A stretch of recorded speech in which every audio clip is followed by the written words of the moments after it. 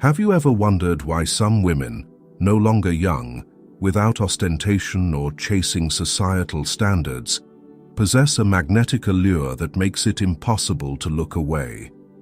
This allure is not rooted in physical features or age.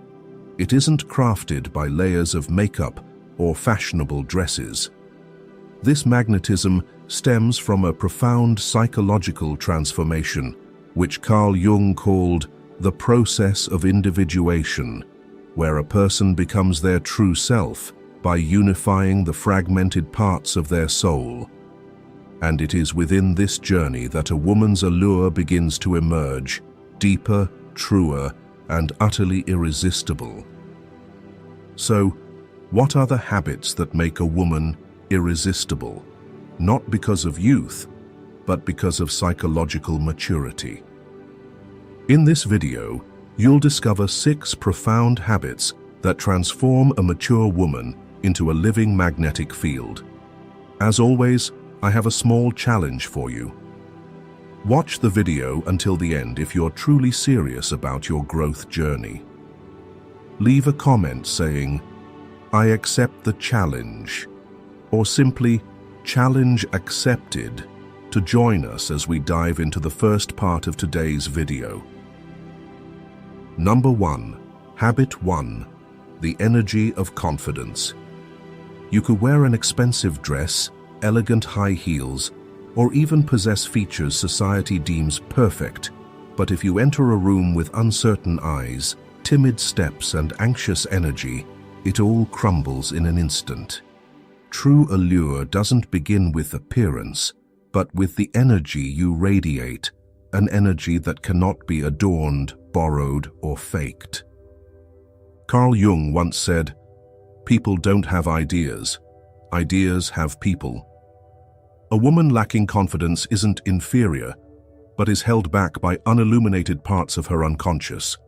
Old wounds, fear of rejection, memories of being overlooked, or the feeling of not being enough. These silently dictate how she walks, speaks, and presents herself in the world. In doing so, she loses her greatest weapon, the energy of self-mastery. In contrast, a woman who has faced her inner darkness, no longer striving to be someone else, embodies her innate power most naturally.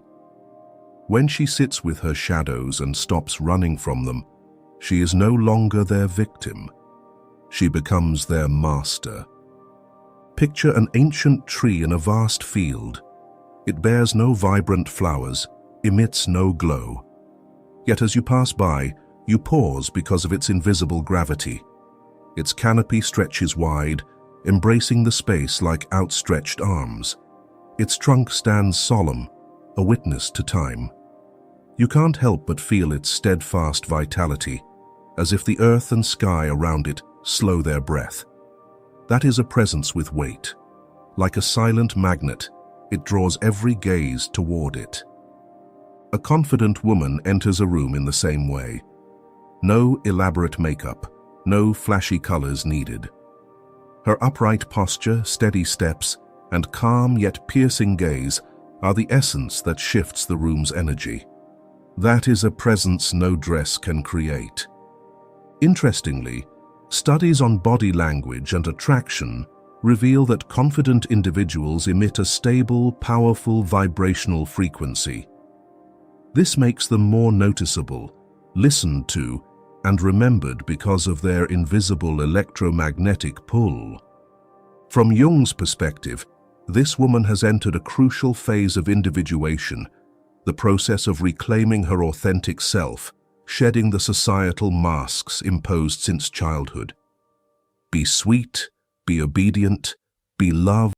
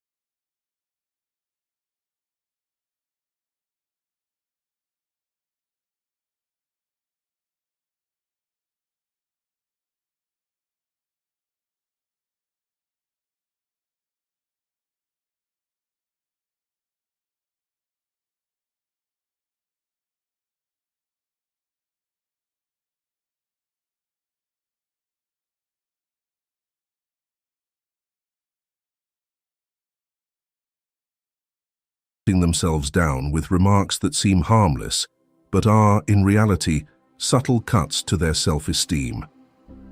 Every time you say, "I'm so clumsy," "My legs are too big," or "I'm so fat," even half-jokingly with friends or family, your unconscious registers and stores it, beginning to construct your identity based on what you repeatedly say. In other words, you're programming your belief in yourself by systematically negating yourself. When you habitually speak poorly of yourself, those around you start to believe it's true and may unconsciously echo those beliefs. "Yeah, you're right. You are fat." Worse, you drag the conversation's energy down to a level of retraction, leaving no room for confidence to grow. So how do you change this while remaining authentic? Each day, take a moment to listen to yourself in conversations, especially when you feel awkward, insecure, or tempted to make others laugh. When you catch yourself about to say something self-deprecating, pause, exhale, and rephrase it in a way that uplifts. Replace unconfident statements with neutral, then consciously positive ones. "My body isn't perfect yet. I need time to learn this." This isn't toxic positivity. It's choosing words that align with the self you want to become, rather than reinforcing the self you wish to transcend. Because words are seeds planted in the unconscious. Speak of yourself as you would of someone you cherish most. Number 2, habit 2, detachment. If confidence is the energy that makes a woman stand firm like an ancient tree amidst life's winds, detachment is the silent roots reaching deep into the earth. It's what keeps her from toppling, for a powerful presence cannot exist if she remains tethered, craving, or dependent on others' reactions to define her worth. Carl Jung said, "People will do anything, no matter how absurd, to avoid facing their own soul." Nothing exposes the soul more starkly than loving or being loved. In relationships, all unhealed parts surface, demanding that the other soothe them. If a woman hasn't delved inward to confront her shadow, she clings to others as if her happiness depends on their responses. She loses her freedom, becoming a puppet to others' emotions. And with that, her allure fades. Conversely, a woman who has walked through her darkness and embraced her inner voids no longer needs anyone to fill them. She enters relationships as one already whole, not just to receive, but to share. This makes her unforgettable. When you don't need anyone to hold you, they want to hold you all the more. Detachment isn't coldness. It's not indifference, apathy, or emotional absence. Rather, it's a mature form of love, loving without controlling, caring without possessing, connecting without losing yourself. An alluring woman isn't captivating because she's always present, but because she knows when to step back, creating space for desire to arise. Imagine an ink wash painting. The blank spaces on the paper, the unpainted areas, are where the viewer's mind lingers. Similarly, a woman's intermittent absence creates a strange allure. It's the space that sparks longing, not constant presence.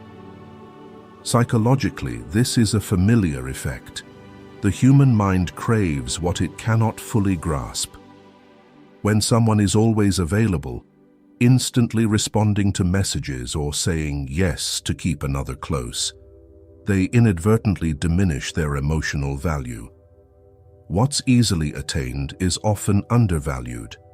But if you no longer live to please others, if you dare let someone walk away without losing yourself, you become a force of poised magnetism. A simple yet vivid example. Picture standing before a crystal-clear lake. If you lean forward, frantically scooping water with your hands, You disturb the surface and your reflection vanishes.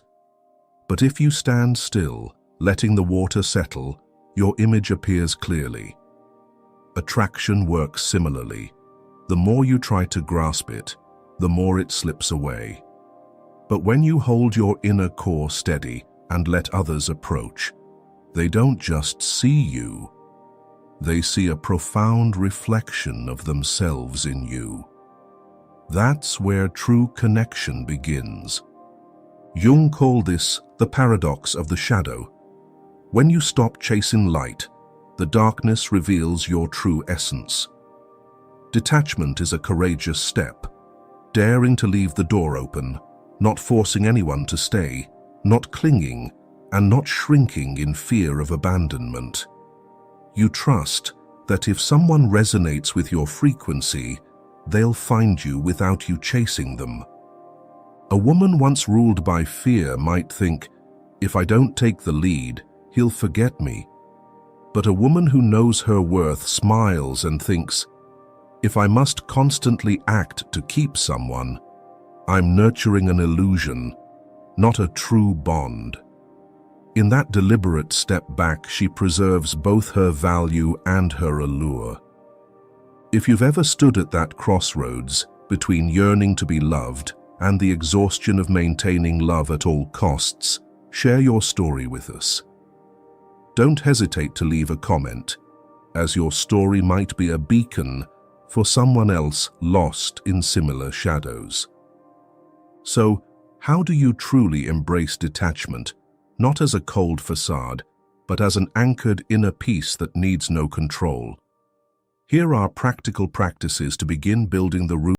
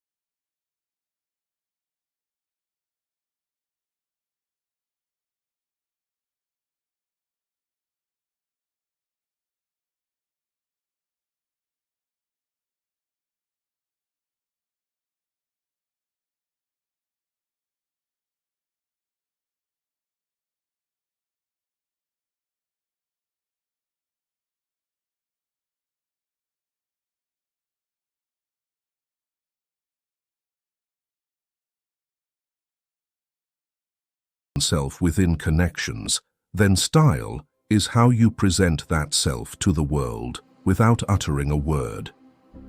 When a woman no longer lives to please others, she begins to wear what makes her feel at ease with herself. In that moment, she does not just clothing, but her soul steps into the open. Carl Jung once said, "The privilege of a lifetime is to become who you truly are." Style is not about choosing a dress or coordinating colors. It's about whether you dare to live true to the deepest essence within you. A woman who has journeyed through individuation doesn't dress to impress. She dresses to mark her spiritual territory. This is me. No pretense, no borrowing, no permission needed. Like dreams, where Jung believed the unconscious speaks to us through symbols, style is a non-verbal language of the soul. The dress you choose, the way you tie your hair, the scent you carry. All are vivid symbols, conveying an invisible message. Where are you on your journey of self-understanding? Jung believed each person carries a dominant archetype, and when you dress in alignment with that archetype, you no longer merely wear clothes, you become a living embodiment of it. If you carry the energy of the Queen, you'll gravitate toward minimalist elegance, clean lines, and substantial fabrics. If you're the wild woman, you'll resonate with raw wool, earthy tones, and materials that breathe with nature. If you're the sage, you might favor neutral hues and timeless pieces with depth over fleeting trends. Look at your wardrobe, not through the lens of fashion, but through the lens of psychology. How many items make you feel truly yourself, and how many were bought to fit others' eyes? If each piece is a word, then your style is the story you tell about yourself every day, before you even open your mouth. If style is the second skin of the soul, you could borrow someone else's skin to hide, but it will always feel wrinkled, ill-fitting. Only when you dare to wear your true skin, rough, unfashionable, or unpraised by others, do you begin to emit authentic vibrations. And true allure only resonates with authentic frequency. Style isn't just about looking beautiful, it's the sharpest, most concise declaration of your identity. And you don't need wealth to have style. You only need a decision to never wear anything that betrays your essence. From there, every earring, every cut, every color you choose ceases to be mere aesthetics and becomes a psychological symbol of the personal journey you're on. Jung believed that within each person lies a complex map of the soul, filled with images, memories, and symbols. Style is how you translate that map into a visible form. So when others see you, they don't just see a person, they see a living story walking. So ask yourself daily, what story do I want to tell about myself today, through my presence, my gaze, and the way I choose to appear before the world? To fully live this habit, you must not only understand what style is, but practice it daily as a ritual to reconnect with your essence. Here are specific, practical, yet profound practices to help you cultivate and maintain a style that doesn't mimic anyone, but is an original expression of your soul. Practice 1. Choose your soul's uniform. Select clothing you could wear 1,000 times and still feel like yourself. In the whirlwind of ever-spinning fashion trends, pick a few timeless pieces that, when worn, make you feel peaceful, strong, and whole. It could be a flowing white linen shirt, vast as open space, or a pair of leather boots worn through countless streets by your side. Call it your soul's uniform, because it's not just physically comfortable, but resonates with your inner energy's frequency. When the world feels chaotic, when you're unsure of yourself, return to this uniform as an anchor. When your body feels safe, your soul breathes easier. Practice 2. Instead of shopping to fill a void, choose each item like a word in your autobiography. The next time you're about to buy a dress, a lipstick, or a pair of earrings, pause and ask, what does this item say about me? If the answer is, to make others see me as trendy, don't buy it. But if the answer is, I feel more myself wearing it, buy it. Style is a language, and each item you choose either clarifies your voice or drowns it in society's noise. Build your wardrobe like a personal library, where every piece has depth, history, and a reason for existing. Practice 3. Choose a scent as your soul's signature. Select a fragrance that others associate with you through emotion, even without seeing you. In psychology, the sense of smell is deeply tied to memory and emotion. A scent can transport us to childhood, an old summer, or the feeling of someone who once passed through our lives with a single breath. So why not choose a scent to become your emotional emblem? Pick a perfume that, when spritzed on your wrist, brings you back to the deepest part of yourself. It might be the warm spice of sandalwood, like damp earth after rain, or the bright burst of bergamot, like your spirit awakening each morning. Use it daily and consistently, not just for special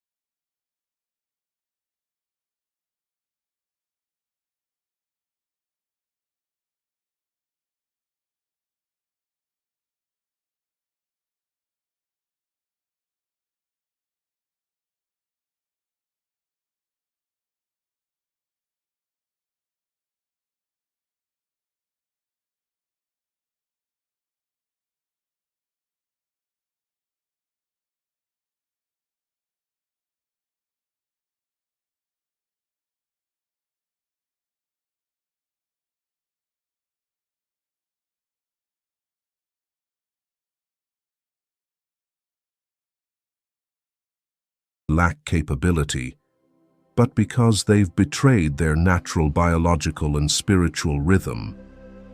Feminine energy is not weakness. It is a powerful receptive force, like the ocean embracing every river, or the moon guiding the tides without a sound. A feminine woman doesn't need to argue to be heard. She doesn't need to compete for a place.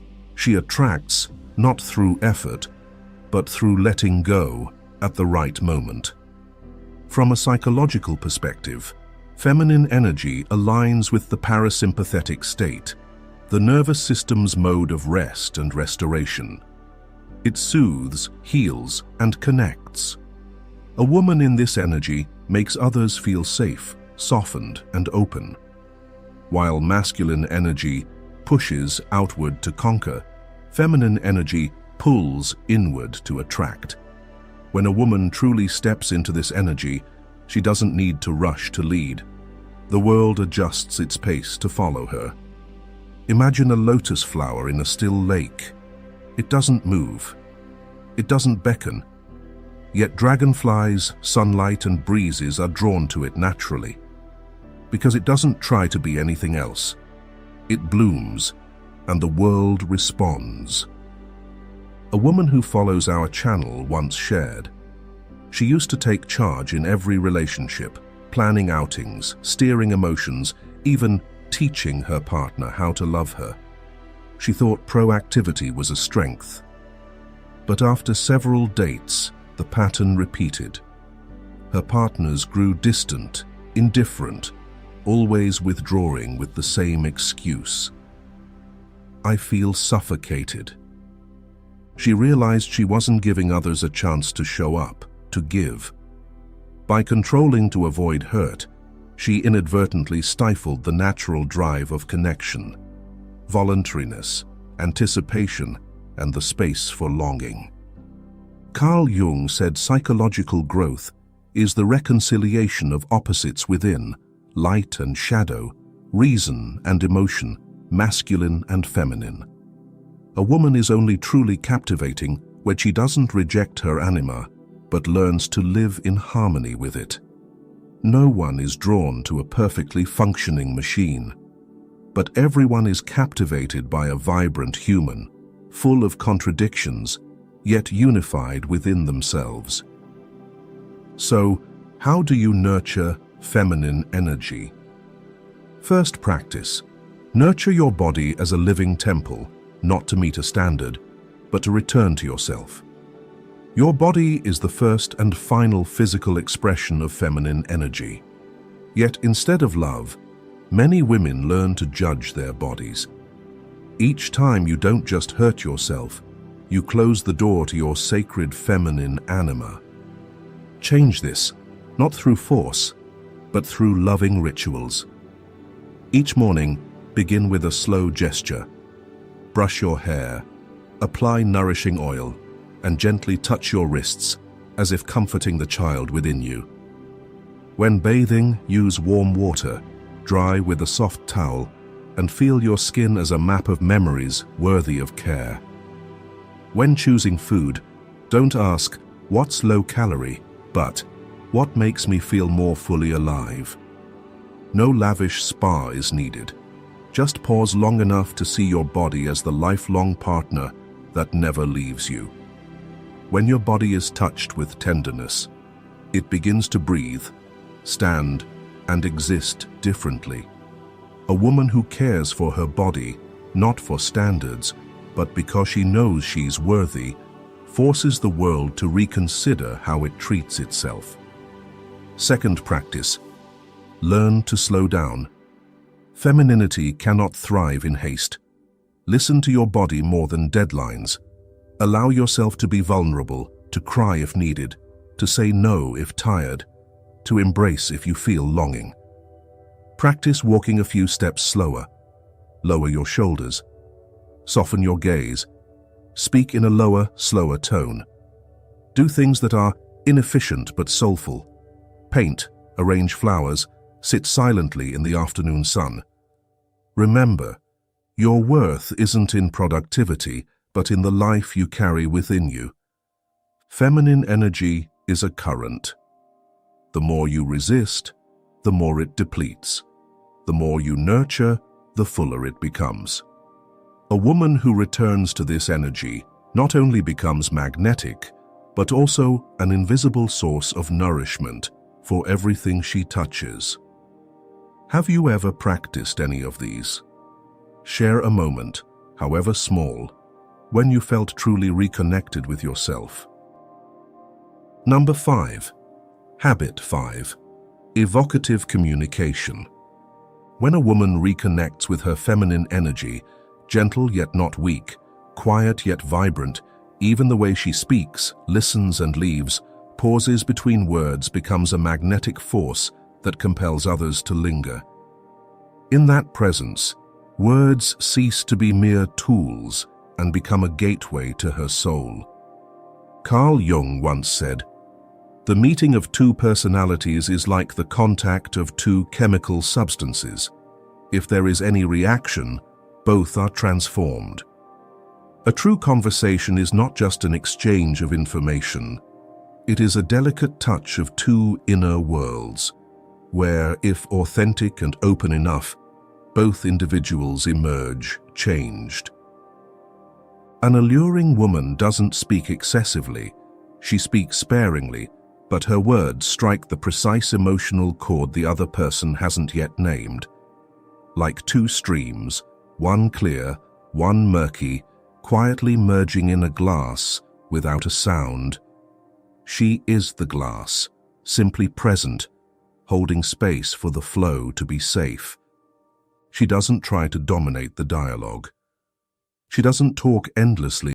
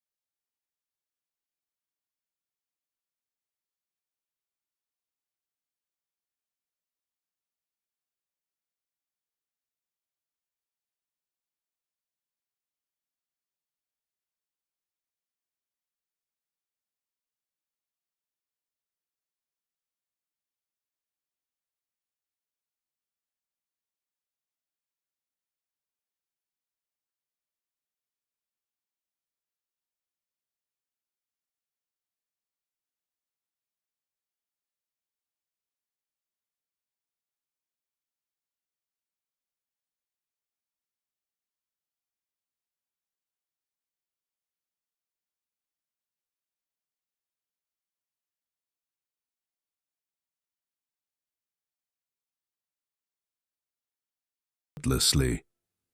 And most important, true self-confidence cannot be borrowed. It only arrives when you truly face yourself. A woman who has lived, loved, failed, and risen from pain does not need to be called beautiful, because she knows what she has overcome to be able to smile today. She doesn't need to prove she's fine, because it is the acceptance of her not-fineness that makes her strong. As Jung wrote in Modern Man in Search of a Soul, there is no coming to consciousness without pain. Awakening never happens in comfort. Every wound, every struggle with the self is a step toward awareness. And it is this awareness that forms the deep inner strength that no one else can replicate.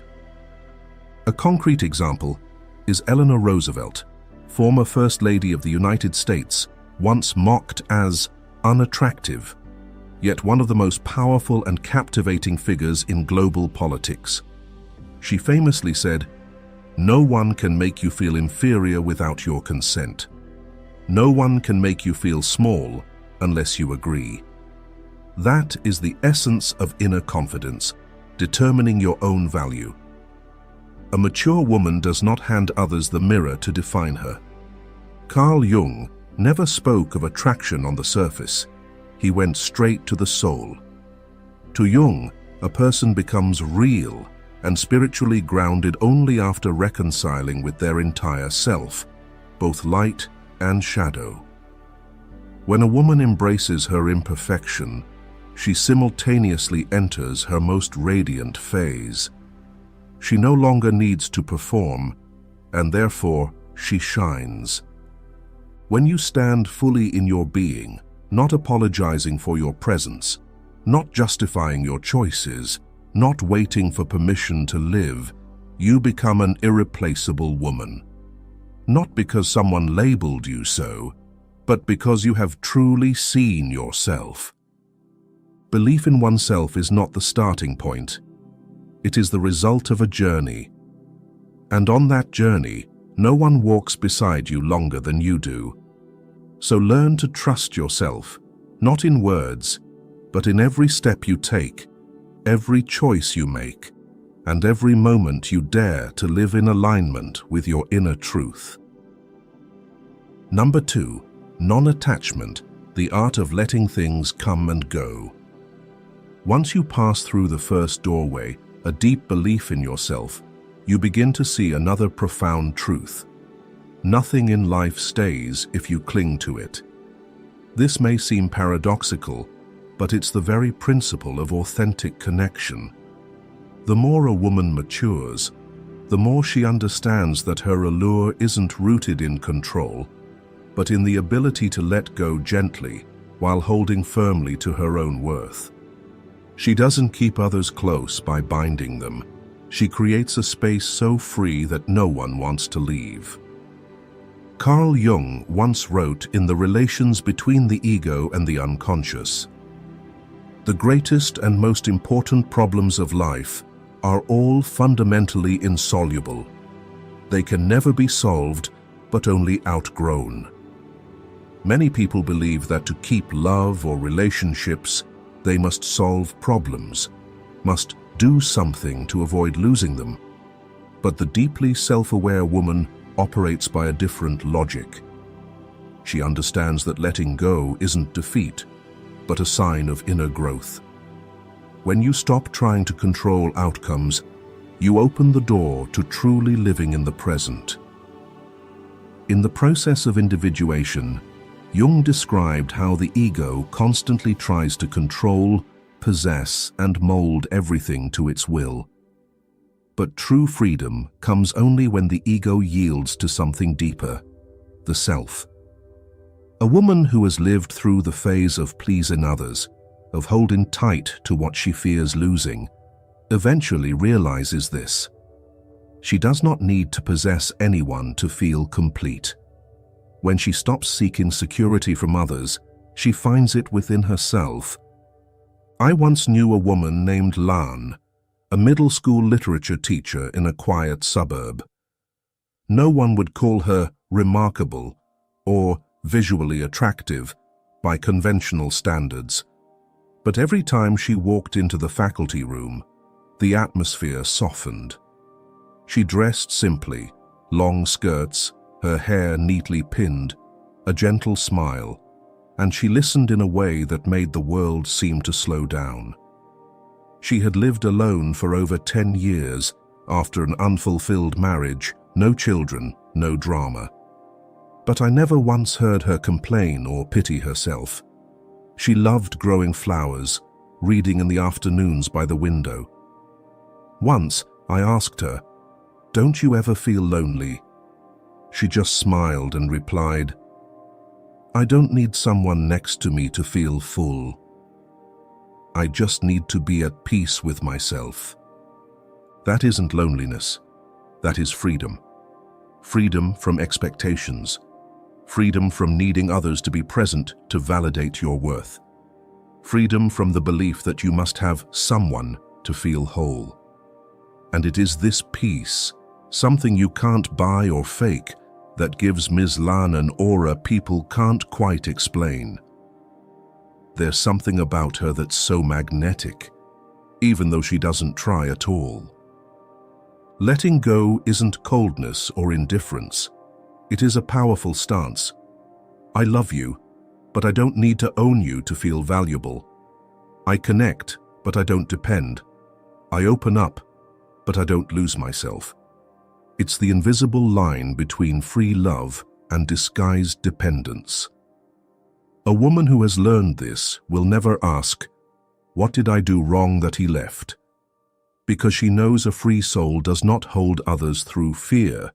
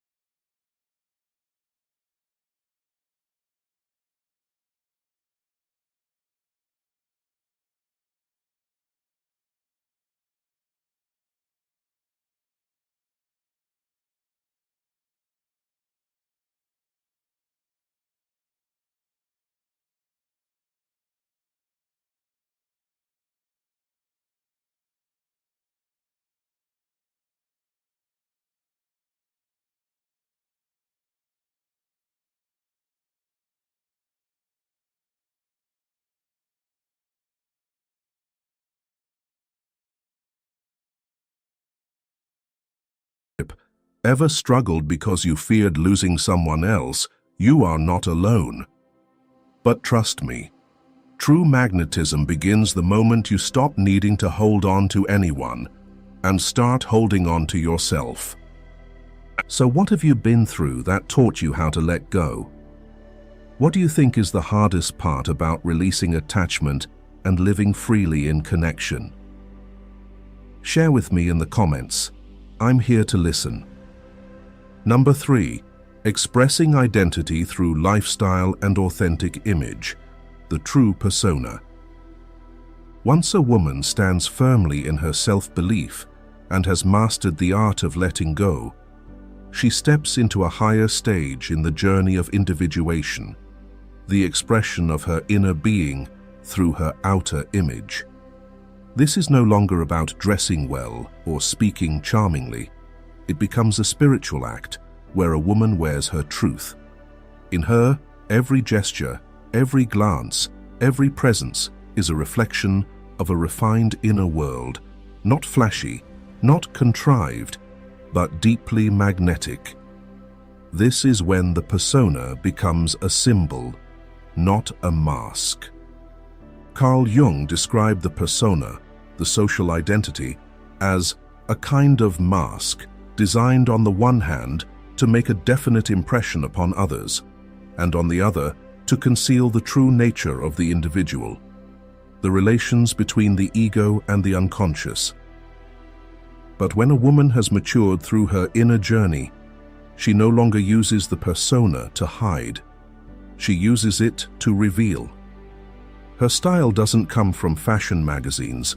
It comes from knowing herself. She doesn't follow trends because her taste reflects the spirit she lives by. Have you ever seen a woman walk into a cafe dressed simply, yet all eyes instinctively turn toward her? It's not because she's trying to be noticed. It's because she appears as a seamless integration of substance and form. That kind of style can't be borrowed. It is born from within, not imposed from without. A woman's style is energy made visible. If she is sharp and free, you'll see it in her choice of color, fabric, her posture, and the rhythm of her steps. If she is gentle and grounded, it will show in the softness of her voice and the calm of her eyes. Carl Jung wrote in Man and His Symbols, "The symbols of the self arise in the depths of the body and soul. The way you live, the way you dress, the way you move through the world, all of it is a living symbol of the true self you are becoming." A perfect example is Frida Kahlo, the Mexican painter famous for her unmistakable style. Shawls, flowers in her hair, her bold natural eyebrows, traditional Tehuana dresses. She didn't dress to please popular taste. She dressed to declare her identity. And that is what made her a global symbol of unapologetic femininity and freedom of self-expression. An attractive woman doesn't choose her clothes based on what's trendy, but based on what resonates with her deeper self. That's why women with a clear sense of style stand out, not because they are more beautiful, but because they are nothing but themselves. And that creates a kind of presence that can't be mistaken. Even in the way she speaks, gestures, sits or nods, a woman who has undergone the individuation process transmits a powerful yet invisible signal. I don't need you to define who I am. I already know. And people are drawn into that energy as naturally as breath. Style is no longer decoration. It is a mirror of the soul. You could wear designer labels, but if you don't know who you are, it will all look like a costume trying to tell a story you haven't lived. On the other hand, a woman who knows herself can turn even the simplest dress into a living manifesto because she doesn't dress to impress, she dresses to become. Carl Jung wrote, "The privilege of a lifetime is to become who you truly are." When you become your true self, your outward appearance is no longer a disguise. It becomes a subtle reflection of your inner force. You don't need to stand out. You only need to be real. And in that realness, you shine. Have you ever gone through a phase where you felt like you were playing a role in the way you dressed, talked, or expressed yourself? Looking back, what do you think held you back from living in alignment with your style, your essence, your truth? Share that reflection with me. You may be standing at the threshold of awakening your deepest aesthetic sense. Style, born from the soul. Before we move on to the fourth habit, we want to thank you for walking with us halfway through this journey. In every moment, there is room for learning and growth, and your presence here, listening and reflecting with us, is a gift we truly treasure. To help us share these insights with more people, please like and share this video.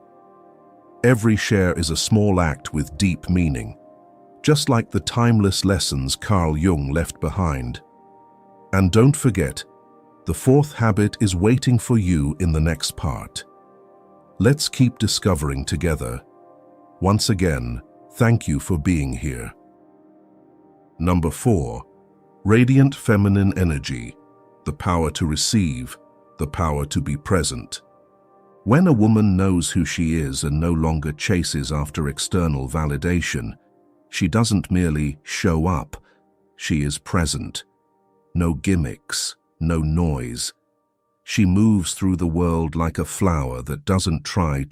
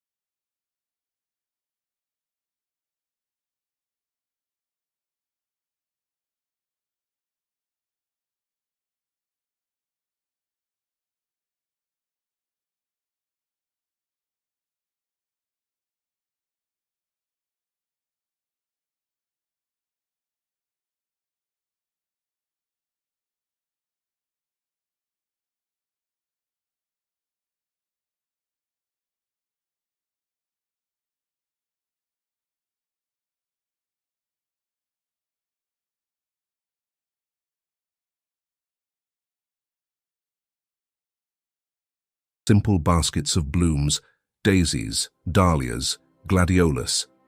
She doesn't call out, doesn't offer discounts, doesn't plead.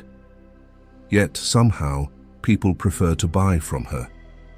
Once I asked why she never shouted like the others.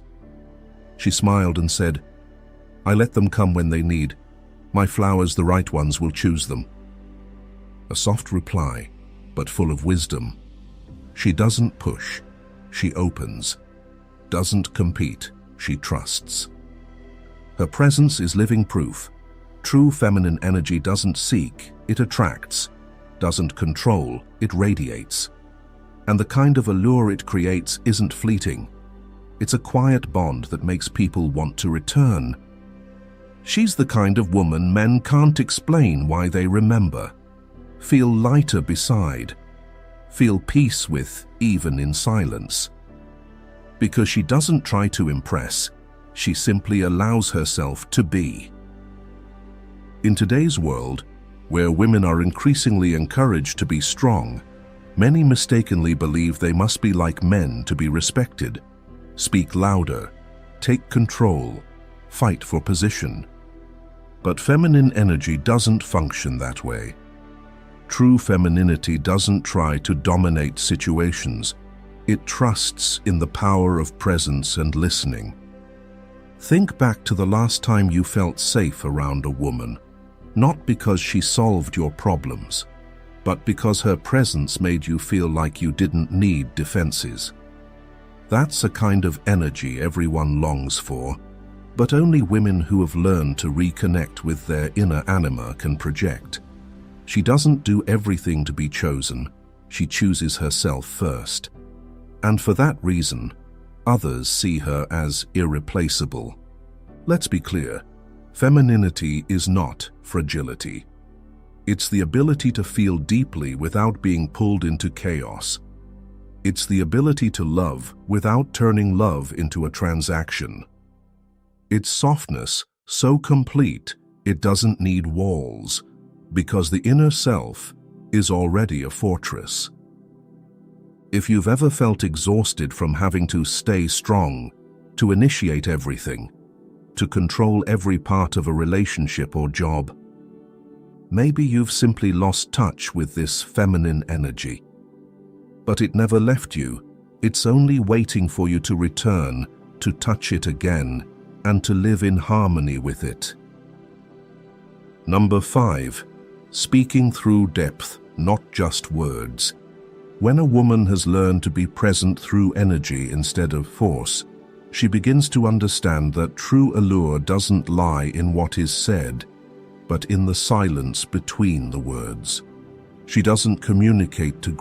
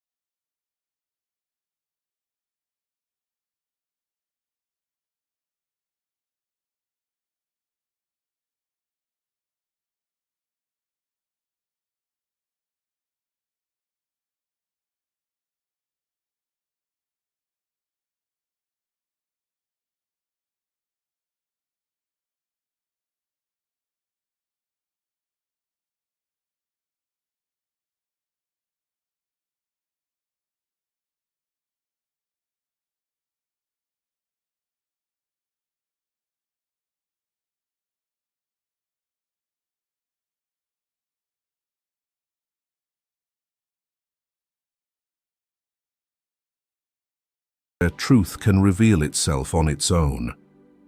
I once witnessed a deeply moving exchange between a friend of mine and a troubled student being criticized by another teacher. There were no harsh words. My friend simply sat beside him, looked at him quietly for a while, and then asked softly, "What's made you sad today?" No lecturing, no moralizing, just a real gaze, a real question, and real presence. The boy sat silent for nearly 5 minutes, then tears fell. Not because my friend was persuasive, but because she knew when to be silent so he could emerge from his own shell. A woman with depth doesn't communicate to perform. She empathizes to awaken the life in the person across from her. She knows a glance can speak more than a paragraph. A well-timed nod can heal more than 1,000 words. A pause in the right place can make the heart stir. This is the language of someone who has faced herself and has learned to listen before she speaks. In Man and His Symbols, Jung wrote, "Often the hands will solve a mystery that the intellect has struggled with in vain." In this context, it reminds us that intuition, emotion, and subtle signals beyond language often reach the soul faster than reason ever could. A woman emotionally full knows how to look, to pause, to step back, and in doing so, helps others see themselves more clearly, as if she were a mirror that feels. If you've ever sat with someone and felt the urge to share more than you usually would without knowing why, perhaps you were with a woman who speaks more through listening than through volume. Conversely, you may have felt drained sitting next to someone who talked endlessly, not to connect, but to fill space. The difference lies in the stillness within. An attractive woman doesn't need to show off her knowledge or tell great stories. She makes others curious, not because she reveals everything, but because she holds something back, inviting them to explore. She answers just enough, never too much.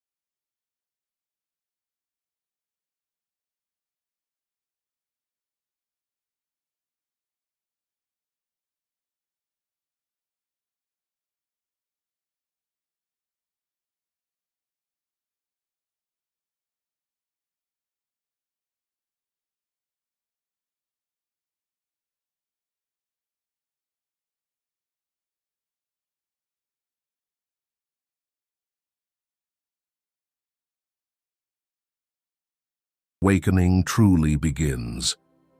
She is no longer the admirable woman. She no longer needs to please anyone. She is learning to be true to herself, even if it means disappointing the entire world. In that moment, she is no longer a role. She becomes a question. And in Jung's world, every true question leads to rebirth. Number 2, when she no longer sees glory in success. And then, as the mask begins to crack, something else emerges in a new light. Everything she once craved no longer sparkles as it did. What once made her heart race now feels like a faint echo, like applause ringing in an empty room. No one has stolen her glory. It's still there. Certificates on the wall, praise in emails, congratulations at formal dinners. But it all feels like gold painted on wax, shiny, but cold and lifeless. Carl Jung called this moment the awakening of the soul, a turning point in the journey of individuation. For years, the ego steered the ship, defining her worth through measurable things: reputation, titles, wealth, and admiration. But the ego lacks depth. It only knows how to climb higher, more, faster. Until one day, the soul gently pulls at the helm, asking, "Where are we going, and for what?" At this stage, the woman doesn't collapse. She remains steady. But her faith in the old framework begins to waver. Like a mountaineer who reaches the summit, only to look around and realize, "I've spent decades climbing a mountain I didn't want to stand atop." A vivid real-life example is the singer Demi Lovato, who rose to fame as a young Disney star. In an interview with Teen Vogue, she shared, "I thought, nobody cares. I was isolated. I was lonely. I was essentially miserable. I knew the whole time that they were cheering for a facade, and it felt empty." As a global star with millions of followers, Lovato once felt like a stage persona. She was trapped in a role she didn't even know if she wanted to play. And when she realized success no longer brought joy, that was the moment her ego cracked, and the self began to knock. In Jungian psychology, this is the silent inner war between the ego and self. The ego built a dazzling world, but the self craves truth, depth, and a meaningful life. In that conflict, what was once a driving force becomes a gilded burden. She doesn't know whether to keep going or let go, because everyone around her still believes she's living the dream. But she knows that the dream is no longer hers. This feeling is real but hard to articulate. It's not sadness, not quite loss. It's like a favorite song that no longer resonates in the heart.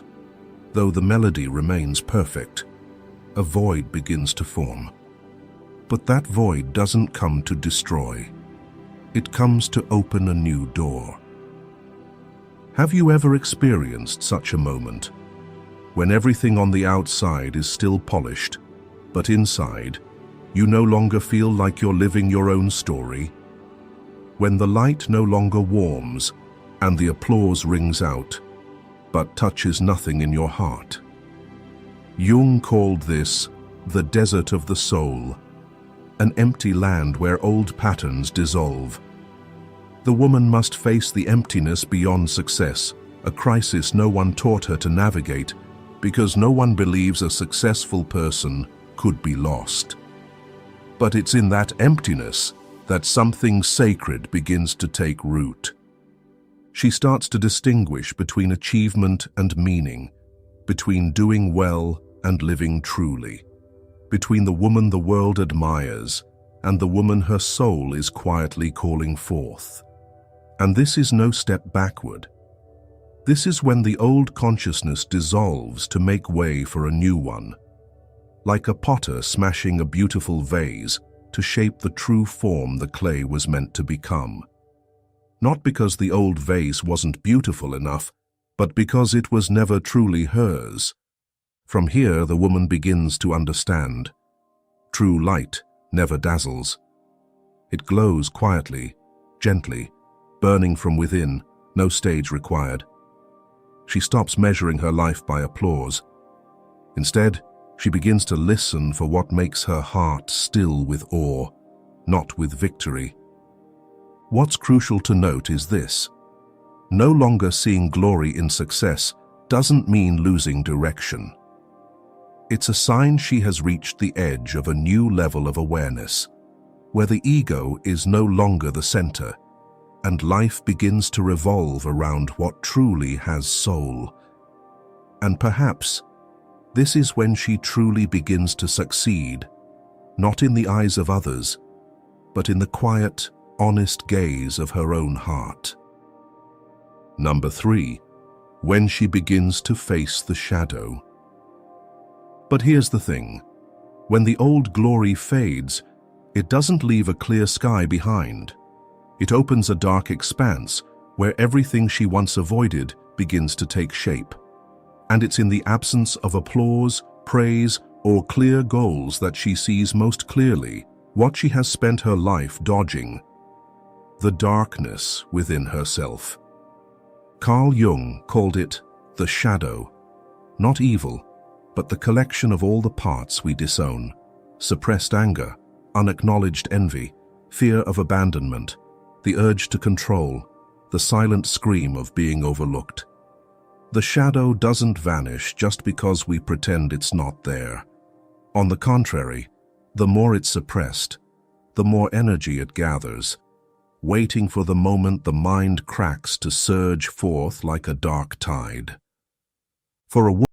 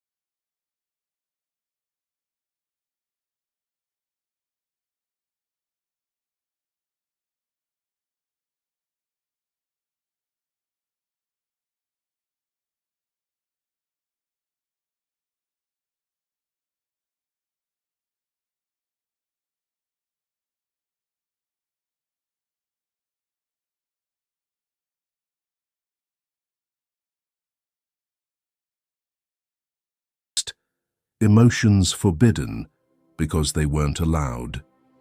Sometimes she doesn't want to keep going, but in that very place, she finds the child she once was, the person she was before she learned to pretend, before she learned to live to be loved. She begins to understand no one can walk through her darkness for her. No lecture, course, or book can provide a precise guide. There's only one rule: stay. Stay with herself, even when what arises is anger, painful memories, suppressed desires, or truths that shouldn't be spoken. For in staying, the darkness ceases to be a threat. It becomes a guide. Jung said, "One does not become enlightened by imagining figures of light, but by making the darkness conscious." Enlightenment doesn't come from dreaming of light, but from facing the darkness and bringing it into the light. She doesn't need to eliminate her dark parts. She needs to recognize, name, and connect with them. And from that, the suppressed energy is released, and she begins to feel whole for the first time. And strangely, it's in that darkness that she discovers a strength she never knew she had. A strength that lets her stand firm without performing, without being likable, without always being right, standing as a woman who is imperfect, but true to her core. And that's when the darkness ceases to be an adversary and becomes the most sacred part of her journey to maturity. Number 4, when she stops seeking external validation. Strangely, in that moment, a quiet but profound shift begins to unfold. She no longer needs anyone's approval to know her worth. It's not a rebellious declaration. It's not a dismissal of the world. It's a deep and powerful silence, like an ancient tree that no longer sways to catch the wind, for it has rooted itself firmly in its soil. Before this, every movement in her life carried to some degree the gaze of others. She said the right things, did the proper things, lived the acceptable way, not because it was her truth, but because it made others comfortable, pleased, or agreeable. Like a mirror reflecting only the eyes of those watching, she had never seen her true face when no one was looking. But after traversing the journey of facing her darkness, she no longer sees being loved as a reward. Sometimes it feels like the subtlest of chains. Carl Jung once wrote, "A man who has not passed through the inferno of his passions has never overcome them." For a woman, it is by daring to face her darkness that she ceases to be manipulated by the fear of rejection. And when that fear dissolves, so does the craving for approval, not because she no longer needs love, but because she no longer needs the conditions attached to that love.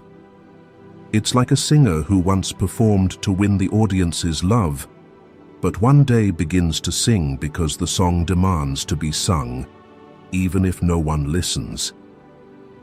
She starts living by the voice within, though that voice may sometimes go against the grain, quiet, and rarely celebrated.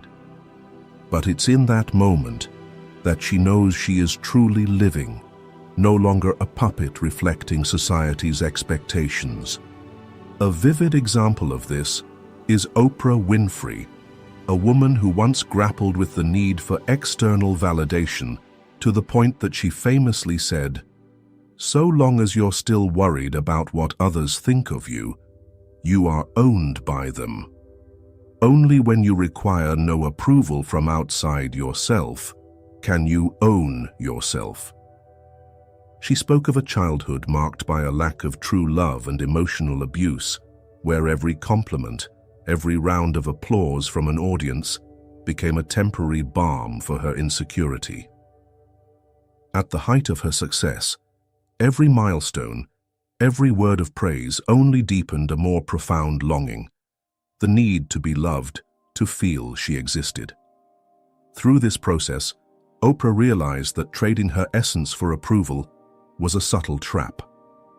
And when she dared to stand and live by her soul's calling, her influence became authentic and unshakable. In Jungian psychology, this is the shift from persona to self, when a person stops defining themselves through external gazes. She no longer needs to be good enough in her parents' eyes, stable in her friends' eyes, or perfect in her partner's eyes. She begins to choose silence when explanations aren't needed, to say no when her heart says no, to withdraw when she no longer feels like herself. This is not isolation, but a quiet kind of inner freedom. She still loves, still connects, but she no longer trades her essence to do so. It's like stopping a dance to external music and moving to the rhythm of the drum beat in her chest. Some people may drift away from her, but that's no longer a tragedy. It's the natural cleansing of the soul. The urge for approval was once a spiritual addiction. Now, she can live without praise, without being understood, without being defended, because, at last, she had chosen to stand on her side. This is the moment her individual will is born, not as a rebellious child, but as a mature, awakened being who no longer hands the power to define her to anyone else. She doesn't need to shout to prove her worth. She only needs to be present, authentic.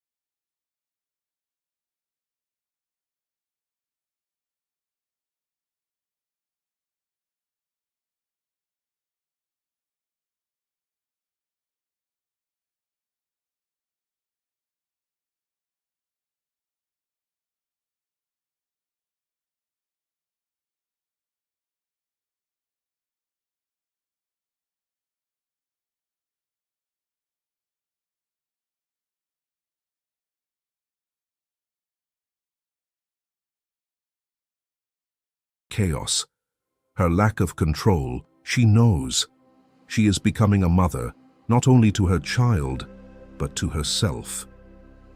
If you're going through a phase like this, before moving on, take a quiet moment and breathe slowly. This stillness isn't for solving or overcoming. It's for acknowledging that some things only begin when we stop trying to return to who we were. Jung emphasized, wholeness is not about becoming perfect, but embracing all the light and dark within, like the mandala, a circle of inner unity.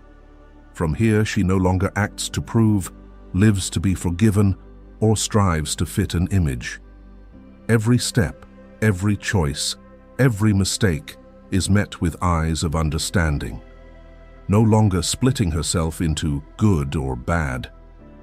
Only a complete human remains, beautiful, flawed, steady, broken, but whole. Number 7. When she returns to the world to serve. Each time she chooses to stay with her imperfect parts, another layer of old armor falls away. She doesn't become more perfect. She becomes more real. And when that reality is strong enough to stand unshaken by others' gazes, she realizes she no longer needs to hide in the room of healing. She is whole enough to open the door and step out, present as a source that has rediscovered its flow. At this moment, a new urge arises. It's not a craving for validation, not a need to prove herself, nor a fear of being left behind. It's something deeper, quieter, yet more powerful. She wants to bring her whole self back to the world to serve. Carl Jung described individuation as not ending when one becomes oneself, but when that self is brought back to the collective, like a fire-bearer returning from a deep cave. For someone who has fallen into darkness, crumbled, lost her way, yet chosen to keep going, her very presence becomes a healing light for the world. This woman doesn't return wearing her old armor. She no longer needs it. Now, she can show up anywhere: a meeting, a yoga class, a cafe, a hospital corridor, a family dinner, with a stillness that others feel, even if she says little. The stillness of someone no longer trying to be anyone else. Every word she speaks, every action she takes, no longer stems from should, but from what truly matters to me. And that creates an energy that makes those around her wonder, am I living true to myself? Like a bell that no longer needs the wind to ring, her mere presence is enough to make others pause. She doesn't seek to lead, yet people come to her just to be near someone who has truly come home to herself. In Jungian psychology, this is the final circle of the inner hero's journey, the return, where the hero brings the treasure found in the unconscious back to the collective. But this woman's treasure isn't knowledge, solutions, or skills. Her treasure is her state of being, the ability to be present without retreating, to love without possessing, to listen without trying to fix. And that is exactly what the world lacks. It could be the elderly nurse in the recovery room, always calm, her eyes and gestures easing patients' fears, allowing them to exhale after panic. She may have swallowed tears through countless seasons of life and loss. And that is why she no longer fears others' pain. She can stand beside it without flinching. That is service. Or the woman who starts a business after a personal crisis, having endured years in an ill-fitting environment. It's not ambition, but a desire to create a workplace where people matter more than results, where employees can say, "I disagree," without judgment. She no longer builds to climb. She builds to nurture what she believes is right. and people feel that difference. In the Jungian sense, service isn't sacrifice. It's not about self-neglect. True service is when you are so full within that you no longer need to take from others, and your presence itself becomes a gift. It's acting without fear, giving without expecting return, showing up without trying to save anyone, just being truly present. By no longer offering the world a polished, beautiful version of herself, she sends an invisible yet powerful message. You don't need to be perfect to have value. You just need to be you. And little by little, other women begin to shed the armor they once thought indispensable, becoming their truest selves.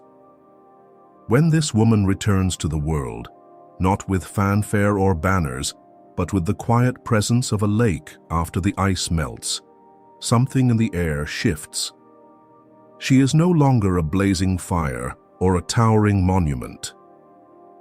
She is like embers in an old hearth, glowing steadily, not dazzling, but warm enough to make those nearby breathe easier.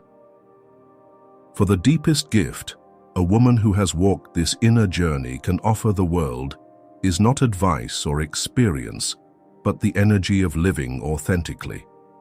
Like a primal forest, uncreated, undesigned, yet stepping into it, you feel a dense, raw, wild, yet orderly life. Her presence is the same, and that makes her an invisible refuge for those weary of searching for themselves.